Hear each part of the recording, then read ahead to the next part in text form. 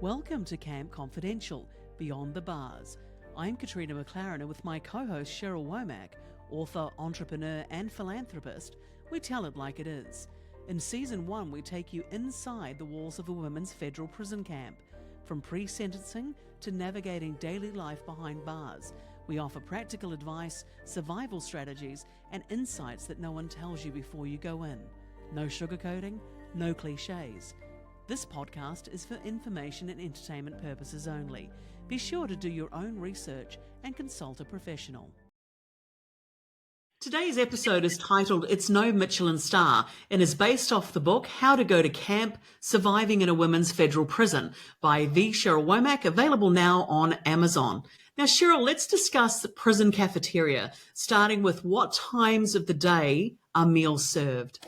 There are 3 meals a day. The first meal is you start at, I think, 6:30, and by 7:30, 8 at the latest, breakfast is closed. Sometimes it's a honey bun. Sometimes it's juice and not fresh fruit, but juice and fruit and cereal. It's just bran flakes or something like that. There's usually 2% milk or whole milk. The juices are in little milk pouches and stuff to get. So that's breakfast. Then the first lunch starts at about 10:30. And is usually done a little bit after 11. You have 2 dorms that are coming in when you have your meals. So we'll go on to dinner. They have an early dinner at 3 o'clock before 4 o'clock count. I'm not sure why that is, but if they have leftovers from lunch or extra quantities of something, those might be served with whatever the meal of the day is. Menus are pretty set in prisons, where Fridays are fish days, Wednesdays are chicken sandwich days, Tuesday or Mondays might be fried chicken day, where you get a piece of baked fried chicken because nothing gets fried, it's baked. So they have set meals, or something with noodles and an unidentifiable meat comes up at least once a week. So dinner, you have the 3 o'clock one, you go in for count. As soon as count is over, somewhere around 4:30, one of the dorms starts going in. And then once they're done, the other dorm goes in. And then vice versa, that dorm that's finished goes to the visiting room to get their mail. So each dorm has about 15 minutes to eat each of their meals. And then the other dorm comes in. So just tell me, do you think that the meals are enough, or would you go away from the cafeteria still feeling hungry? Well, I think they don't give you enough. And often when they say we have seconds, they come running up there like banshees to get seconds, because I think people are hungry. You do get enough, but it's not a lot. You get rationed a certain portion. Another thing, I think I need to tell you, which was alarming to me, maybe not to anybody else, but those food trays that you get when you go to a cafeteria, you pick one up. Now, who knows where this food tray's been, how many years it's been there, how well it's been cleaned or not cleaned, just dampened off and stacked back up. But you get that food tray, and that's what they plop their food down on. It's not like you pick up a thing of green beans and put them on your tray. You pick up a plate of chicken and you put it on your tray. Literally, it just gets plopped on that tray. So that was very off-putting at first for me, because it just seemed not very hygiene. But that's the way the meal is served. So we're not saying, it's not like you're self-serving like a buffet style that you would. So you're just coming up with your tray and they are putting it on your tray and deciding what do you get to turn away a dish if you don't want something? Can you say no? Or is it just that's it, it's getting racked up on your tray? No, you can say, I don't want that. But you can not get things, but they will give you the portion of what you do get. You won't get more.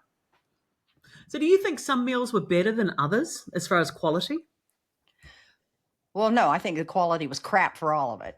You never had fresh food. You didn't have fresh vegetables in there. Everything's prepackaged and then warmed for the most part. So they might make soup or something. And I think if you got a soup, that was better, because you had, they used some leftover stuff, and you might have a rice and a chicken soup or something. But that, they had soup. The meals just were not that great. And so you would always that's why everybody needed commissary money, to be able to have some good, some food that they'd eat on the side later, or many of them chose just to eat outside of the cafeteria. Do you say that maybe the lunch meals were more popular with the inmates than perhaps the dinner was?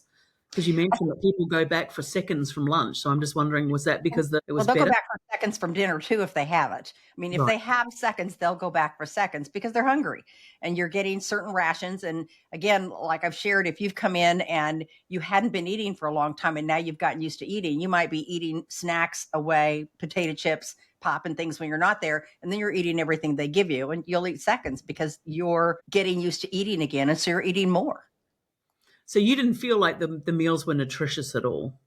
No, they were not nutritious. I suppose I mean, people would bring in like salt and pepper from their room, or they had like a flaky spice.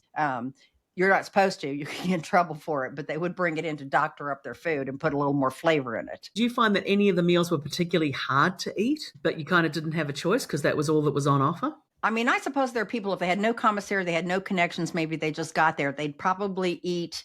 I would say the first night I was there, maybe the first 2 nights, I ate whatever I got because that's all I knew I'd get. But after that, and you get some resources and make some friends, if you don't like what they have, which is often, you don't eat there. There are not a lot of girls, but some girls who would just go to the cafeteria, just to catch up with everybody else. So it just, that's they would go more for the social experience than they would to go for the food experience. Were there vegetarian, vegan, or religious dietary requirements? How were they catered to, especially if you were gluten-free or you had a dietary requirement? Well, I mean, they met religious requirements. For example, there was always fish on Fridays for Catholics who eat fish on Fridays, and wanted to observe that. Everybody got fish on Fridays. Might be fish sticks, it might be a piece of, fish patty, might be a salmon patty, but you got those. Again, it's frozen food that's come out and been baked. And it's just not, to me, it just wasn't that good. I can't think of any. I guess if I had to say I liked something, their version of fried chicken for the lunches were probably one of my better liked meals, that I would try to go get that one because I liked it. As you get a chicken breast and a wing or something on it. And I can't remember what the sides were, but then you get a little bit of lettuce, and which again, you're putting in this god awful tray that with your dressing that you're adding to it. So it just seemed not that sanitary. And the food really wasn't brought to you in mind with nutritional value. It was brought to you in mind with calorie count, that they're required. I mean, to give you a certain amount of protein to make available to you. You could tell them you were vegan and they'll try to have things that, I mean, they would have vegan options so that it'd be limited, but they'd have vegan options. Because I think too, these days it's a lot more common for people to be celiac and to have, a lot more diet. Gluten free too, but you sort of learn what you can have or what you can't have. And I mean, I didn't even know what you'd buy on the commissary that's gluten free. I mean, you're in prison. You are very limited in your choices. Did you find inmates would ever trade food or find creative ways to make it better? Again, you're not supposed to take any food, not even a piece of fruit, out of the cafeteria to your room. But it wouldn't be uncommon for girls to bring a piece of chicken or bring a piece of the meat or maybe the pasta or something and bring it back to the room and doctor it up with, again, you can get the pouches of tuna fish, or you can do rice, things like that. And you can make your own concoction out of it. And some of the girls were very good at that. And those were pretty good meals. So you could get that kind of stuff. So did you find that the commissary was a good alternative for better food, or was it just too expensive to take advantage of? I would never say better food. I would never. The warehouse is better, if you have the money to buy contraband where you can get fresh fruits and vegetables and things like that. Food that you'd never see in the cafeteria might become available. Cantaloupe, some things that you'd never see can come through contraband that you can get in trouble for. But the commissary food was just as much junk food as was the food that you could get in the cafeteria. So it was not easy to try to have good, well-nutritious, well-balanced meals. We spoke earlier about the fact that there was all these side hustles with inmates that were preparing food and doing this. What would you say was the most nutritious item that you could get off another inmate as part of a side hustle? Well, again, I think if they took a piece of the meat or the pasta and mixed it with the tuna and made it, is it more nutritious? Again, I think nutrition's being very loose. But does it taste better overall? Yes. Again, it's going to be more nutritious if you're in with a group of people, because in your group, you've probably been able to pull together some fresh vegetables, or like if you're getting a dessert, somebody's making on a side hustle, they might have gotten out a few apples that they've now, boiled with hot water and made into, an inner pie filling, where you're having mini pies or you're having tortilla filled pies, and they make delicious things. So they make lots of good food like that you could get on the side. But nutrition would be, it's hard to be on a diet in prison. The best way to be on a diet in prison is to go exercise. So, as you said before, they're not really generating meals towards good health. So, if you came into prison already poorly, on drugs and physically not doing very well, I'm thinking, would it be fair to say that what you're going to be fed in there is not going to help your cause?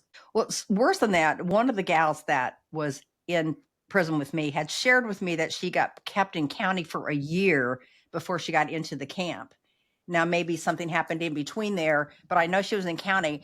And in county, you get out for like an hour a day, 45 minutes a day out of your room that you're sharing with everybody else. And all your meals are sack lunches. So they're all mystery meat, a piece of fruit, and maybe a bag of chips. All 3 meals a day could be that. Or maybe there's only 2 meals a day, and all 2 meals. And this one particular girl, from being in county and eating county food, became very ill from just eating, not getting nutritious food, not getting sunlight, things like that. She really got sick. And so she did improve with her dietary requirements when she got into a camp where the nutrition is better. You can get sunlight, you can move around, but she got sick from being in county. So it can be worse. It can absolutely be worse, but it's just not good food. The worst food you get are on holidays when they shut the camp down at night because people want to go home, who are the COs. And when you're leaving from your lunch that day at 11:15 for the day, then you're going away, or maybe 11 o'clock for the day, you're going away with the sack lunch that you'll keep for the rest of the day for whenever you want to eat dinner. So tell me, because you did Christmas in prison that first year. So what was your Christmas Day lunch and dinner like? What was that? They actually had, I think they had duck, Duck. maybe, or they might have had duck, or they might have had, they said at some prisons they'll get like a good steak. I've heard stories that some prisons actually have good food. It's still frozen, but I just think it probably depends upon probably the people who are running the cafeteria. And I don't mean the CO, because the CO's there to hire people and manage the food going in. He's not really there for, I guess he could be there for the quality of the food, but it's really up to the head chef. And I think that, again, the people who worked in the cafeteria had some pretty darn good meals, but that didn't happen for most of the rest of us. So they were given a budget on how to run that kitchen. Is that how, like you would a normal restaurant? Is that what the head chef was doing? I'm sure they were. And again, the better food was reserved for the group of people who worked in the kitchen and behind the kitchen and in the warehouse and stuff. And they all ate separately from us. And then the rest of us came in to eat. But they also had, you might get a turkey leg. We'd have sweet potato pie. We would have stuffing. The holiday meals were not bad. They get excited because you get hot dogs on a grill, maybe on the 4th of July. And they would have ice cream. They'd bring out things of ice cream, and they'd get really excited when they had ice cream at the prison, really excited. So they'd bring out these giant things of it and scoop it out, and everybody would get, their thing of ice cream. And then you bring out your little plastic cup and get your ice cream. So do you think things like that actually help to improve the morale in prison when, like you're saying, the women were excited to get certain things like the ice cream? And I think anytime you got something in the way of food, another thing they did for holidays is they put more special treats. Like instead of a regular Hershey bar, you might get a big Hershey bar that's giant size that's available to buy for the Christmas holidays. So, or or we got really excited when they had a Dove lotion in a pack that came in, where you could get a pack for body wash and a pack for facial wash. And those kinds of things weren't normally available. So over the holidays, they might be available. You didn't really get better food. You just got maybe more unique things for a little while. so were you able to take supplements or vitamins, or was that completely up to if you could afford to buy that through commissary to help supplement your diet in that way? Well, you absolutely had to be able to afford it. Matter of fact, I bought B12 vitamins and took them to my class and made everybody take them to wake up in class at first, just to make them get with it and wake up in class and pay attention in the morning. I took them myself when I had the morning class. But I think they have a general vitamin where you can get a generic general vitamin, and then they had vitamin B12. I'm thinking that's probably about all they had. There weren't really a lot of supplements. You didn't get supplements. You didn't get aspirin. All that kind of stuff had to come from medical. So either medical, or I'm assuming, so you could buy through commissary if you could afford to. Yes. Yes. And it's not uncommon. Those are where some of the girls, where it's like, don't pet the puppies. Those girls always show up to see if you've got something that they can get. Do you have, an extra apple? Do you have an extra, bag of potato chips? Do you have an extra honey bun? Just they're, and they don't have the money. I mean, it's partly why they're asking for it. Or some of them, have been in for a while. They've got an appetite they're not used to having and they're hungry. So they're going around looking for what they can get. So weight gain is certainly not uncommon from the sounds of it in prison. Did you find that you personally gained weight while you were in prison, or were you able to maintain? I actually lost a little bit of weight because I walked on the track a lot.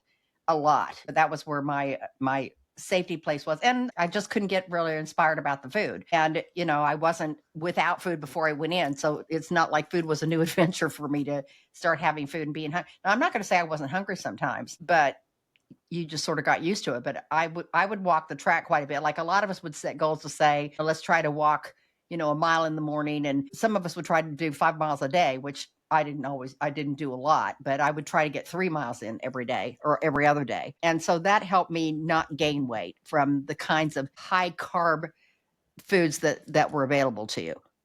So you think the COs ever used food as some type of form of punishment or incentive for inmates? The only time I saw it really used as an incentive would be like when we had to, if they call for volunteers, which you were strictly a volunteer to go in and make, the men were in lockdown and they're going to be in there for a while, then they would call for volunteers to come in and make hundreds and hundreds of sack lunches that you put together. I mean, you had to have, if you had 1,100 prisoners in the men's prison, then you had to make 1,100 times 3.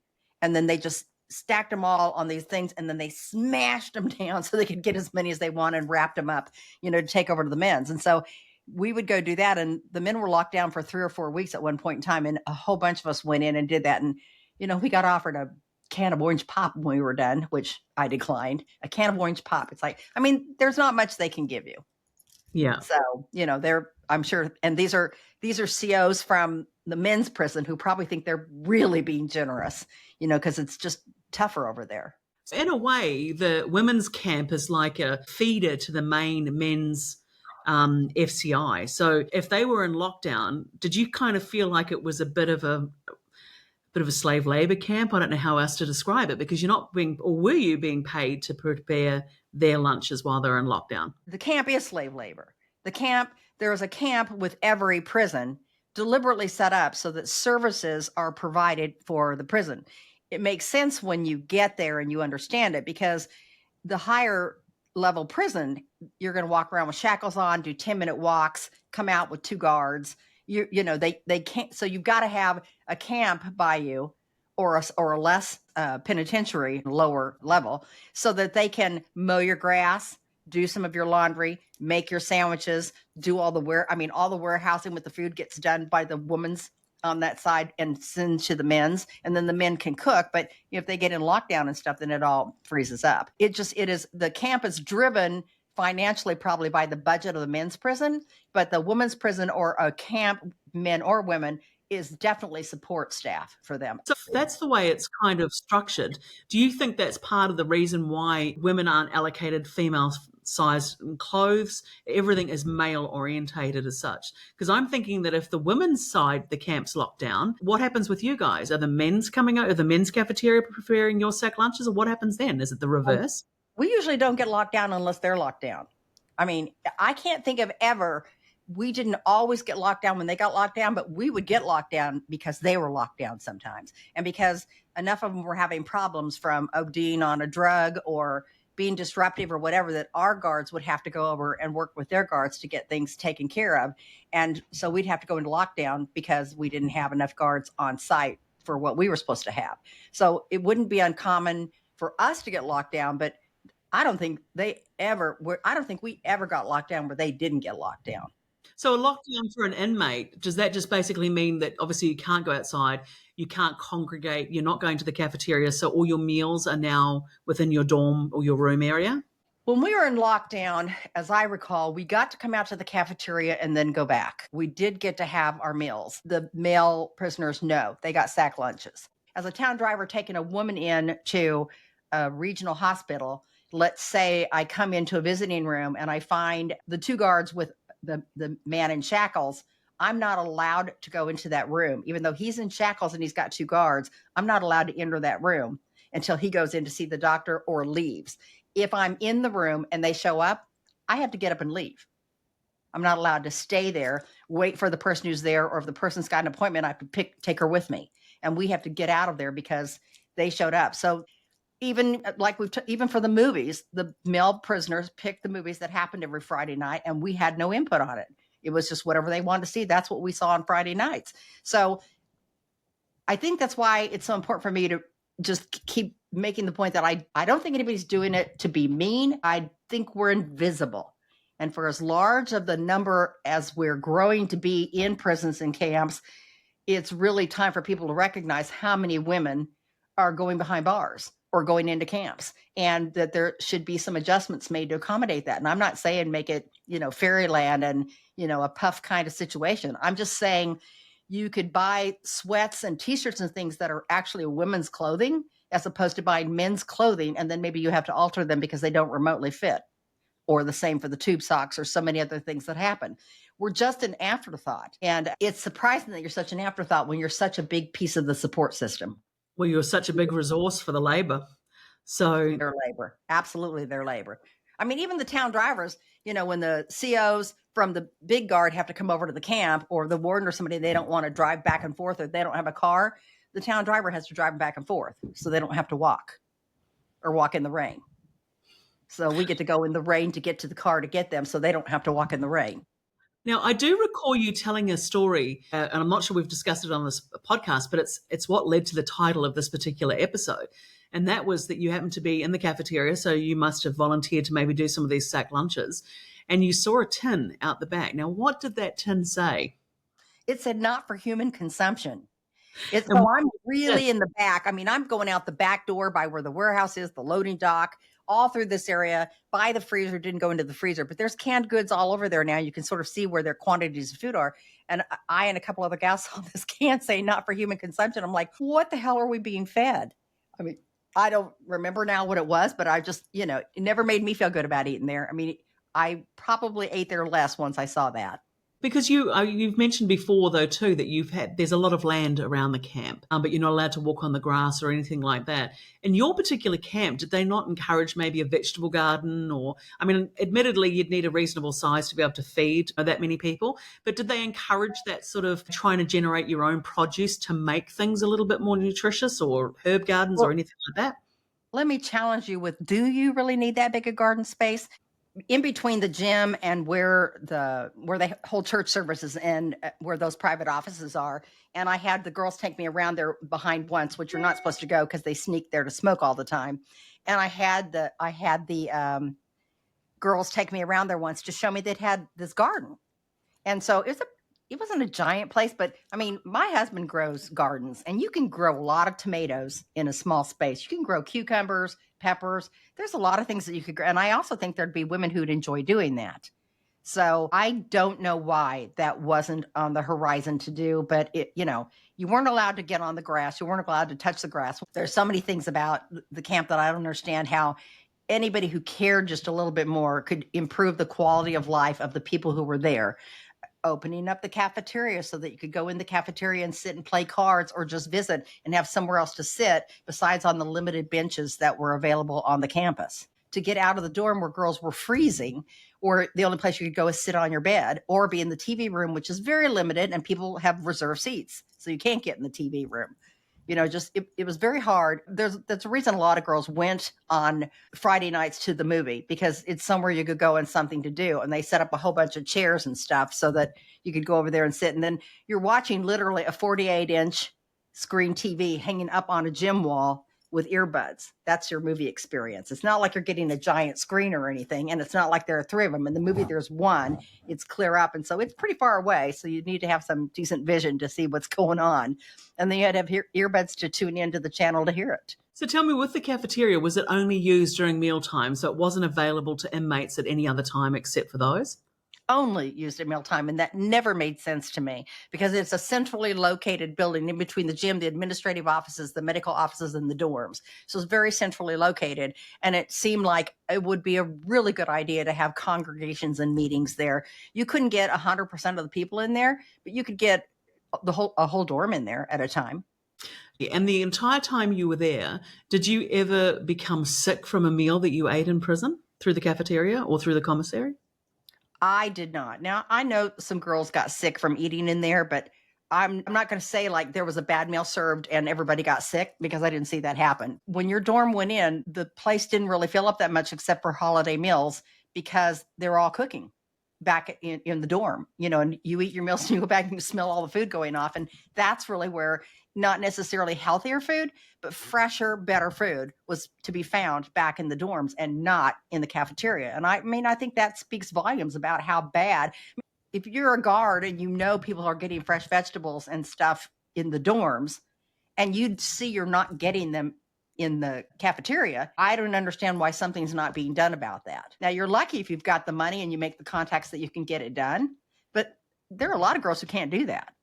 So if you were to boil it all down, you've got your source of food is either going to come from the cafeteria, it's either going to come from commissary, or if you're in the visiting rooms, you've got vending machines. I'm assuming the vending machines are actually only in the visiting area. They're not throughout the camp. Oh, absolutely. Yeah, right. So what are the vending machine meals like? What are your options there? Are they nutritious? No. Now, remember, with the vending machines, you have to buy a card. We don't have cash. So you have to have $5 to put on a card. You better not get caught with one of those cards. If somebody bought one and gave it to you, that will get you in a lot of trouble. But so you have to buy a card so you can use it on the vending machines to get food. But probably the two most popular things there was they had a cheeseburger or hamburger that was prepackaged and preserved. And they had chicken pot pies in a package. And those went fairly quickly. It is just it's just more junk food. It's more pop choices, more bags of chip, lots of candies, cheeseburgers, Fritos. It's not healthy food. So the visitor as such is the one that can purchase that, not the inmate. Oh, the inmate has no ability to purchase anything. No, because it takes that card to use a vending machine, and you better not be touching that card. You can't even get up and use it to buy. You have to have your guest buy it for you. We had two COs in the cafeteria, and one of the gal there, the rumor had it that whenever there was good food, she'd always take it out the back door and have dinner parties and stuff at her house, the really good stuff. Who knows if that's true or not?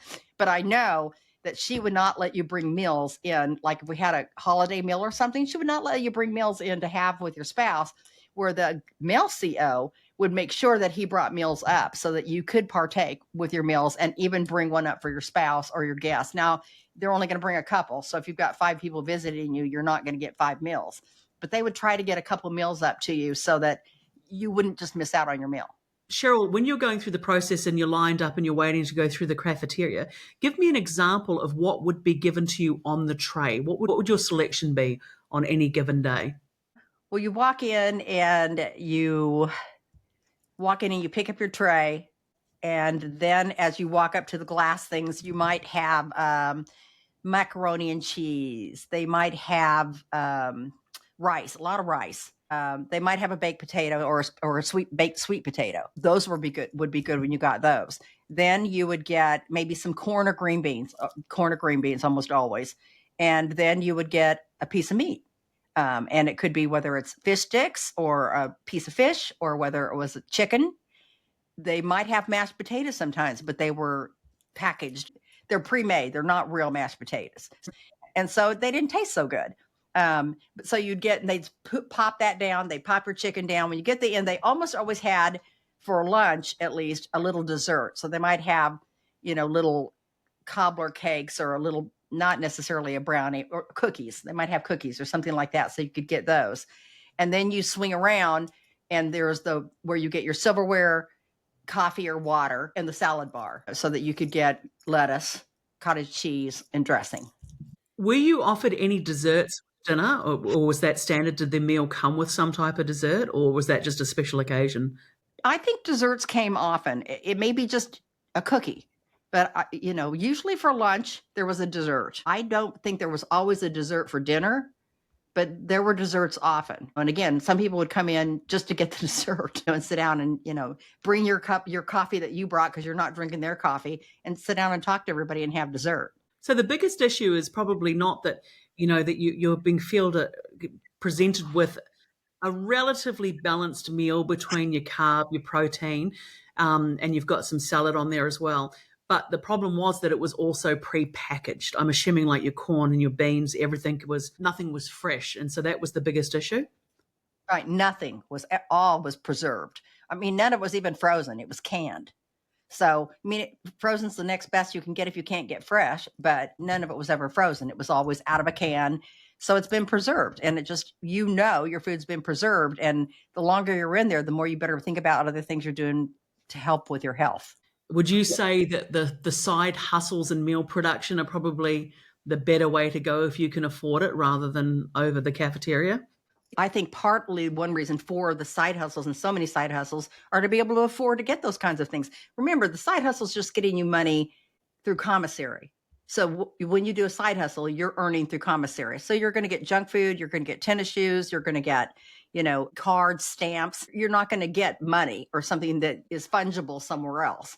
So a lot of times the side hustle is done so that you can participate and do the other things. If given the chance, what would you change about the food system in prison to make it healthier and more humane? I don't think it'd be that hard to have fresh veg. I wouldn't let them take the good food out the back door. I just think I would try to make sure that there were healthy options. Put a tomato on the lettuce instead of just a bowl of lettuce. It was good when you had cottage cheese, and they did have cottage cheese sometimes because there's some protein. I understood that you have just set meals like you would in school, that you're going to have those kinds of set meals. Because nothing's fried, everything's baked, and everything's prepackaged, I just think every now and then you could let them make something from scratch. They could make a dessert from scratch. They could make more soups from scratch. They could make a stew. I just don't think those options were presented in our camp. And I know that the ingredients were there for them to be able to do it. It just didn't happen. Thank you for listening to How to Go to Camp with Katrina McLarin and Cheryl Womack. For more support, check out the Women of Worth website, www.womenofworth.wow.org, where you'll find helpful resources, including Cheryl's books, Mummy Loves You Everywhere and How to Go to Camp, Surviving in a Women's Federal Prison. Whether you're preparing for the journey or supporting someone through it, remember, there's guidance, hope, and a community ready to help you navigate this path.